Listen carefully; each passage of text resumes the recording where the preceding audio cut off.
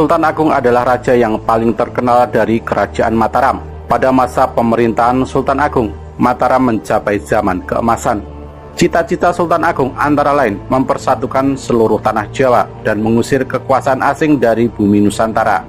Terkait dengan cita-cita Sultan Agung ini, maka Sultan Agung sangat menentang keberadaan kekuatan VOC di Jawa.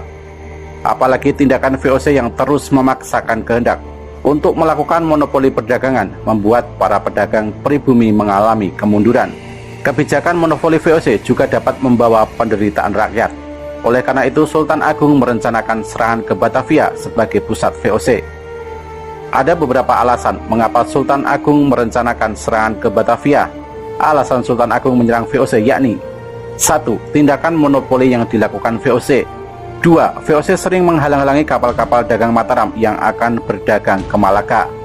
3. VOC menolak untuk mengakui kedaulatan Mataram. Dan keempat adalah keberadaan VOC di Batavia telah memberikan ancaman serius bagi masa depan Pulau Jawa. Serangan Sultan Agung ke VOC yang pertama. Pada tahun 1628 telah dipersiapkan pasukan dengan segenap persenjataan dan perbekalan. Pada waktu itu, yang menjadi Gubernur Jenderal VOC adalah J.P. Sun.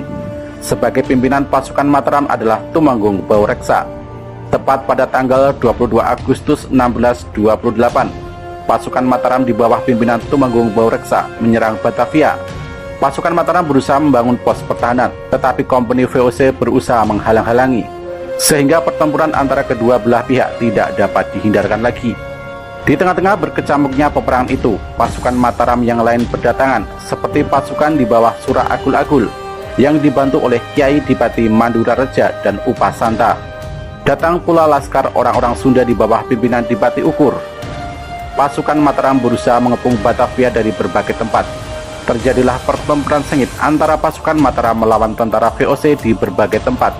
Tetapi kekuatan tentara VOC dengan senjatanya jauh lebih unggul, sehingga dapat memukul mundur semua lain kekuatan pasukan Mataram. Tumenggung Baureksa sendiri gugur dalam pertempuran itu. Dengan demikian, serangan tentara Sultan Agung pada tahun 1628 itu belum berhasil. Serangan Sultan Agung ke VOC yang kedua. Sultan Agung tidak lantas berhenti dengan kekalahan yang baru saja dialami pasukannya. Ia segera mempersiapkan serangan yang kedua. Belajar dari kekalahan terdahulu, Sultan Agung meningkatkan jumlah kapal dan senjata. Ia juga membangun lumbung-lumbung beras untuk persediaan bahan makanan, seperti di Tegal dan Cirebon. Tahun 1629, pasukan Mataram diberangkatkan menuju Batavia. Sebagai pimpinan pasukan Mataram dipercayakan kepada Tumenggung Singaranu, Kiai Dipati Juminah dan Dipati Purbaya. Ternyata informasi persiapan pasukan Mataram diketahui oleh VOC. Dengan segera VOC mengirim kapal-kapal perang untuk menghancurkan lumbung-lumbung yang dipersiapkan pasukan Mataram. Di Tegal, tentara VOC berhasil menghancurkan 200 kapal Mataram, 400 rumah penduduk dan sebuah lumbung beras. Pasukan Mataram pantang mundur. Dengan kekuatan pasukan yang ada terus berusaha mengepung Batavia. Pasukan Mataram berhasil mengepung dan menghancurkan benteng Hollandia. Berikutnya pasukan Mataram mengepung benteng Bomel, tetapi gagal menghancurkan benteng tersebut. Pada saat pengepungan benteng Bomel, terpetik berita bahwa J.P. Sun meninggal. Peristiwa ini terjadi pada tanggal 21 September 1629. Dengan semangat juang yang tinggi, pasukan Mataram terus melakukan penyerangan. Dalam situasi yang kritis ini, pasukan Belanda semakin marah dan meningkatkan kekuatannya untuk mengusir pasukan Mataram. Dengan mengandalkan persenjataan yang lebih baik dan lengkap, akhirnya dapat menghentikan serangan-serangan pasukan Mataram. Pasukan Mataram semakin melemah dan akhirnya ditarik mundur kembali ke Mataram. Dengan demikian, serangan Sultan Agung yang kedua ini juga mengalami kegagalan. Serangan VOC ke Mataram.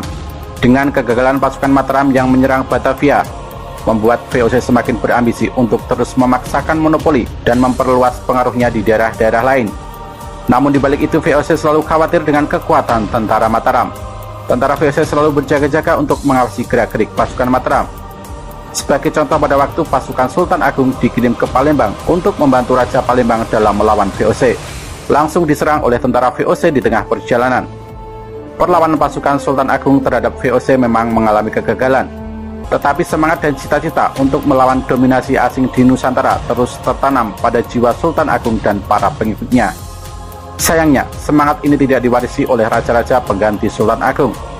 Setelah Sultan Agung wafat pada tahun 1645, Mataram menjadi semakin melemah sehingga akhirnya berhasil dikendalikan oleh VOC. Sebagai pengganti Sultan Agung adalah Sunan Amangkurat I yang memerintah pada tahun 1646 sampai dengan 1677. Ternyata Raja Amangkurat I merupakan raja yang lemah dan bahkan bersahabat dengan VOC. Raja ini juga bersifat reaksioner dengan bersikap sewenang-wenang kepada rakyat dan kejam terhadap para ulama. Oleh karena itu, pada masa pemerintahan Amangkurat I itu timbul berbagai perlawanan rakyat. Salah satu perlawanan itu dipimpin oleh Trunajaya.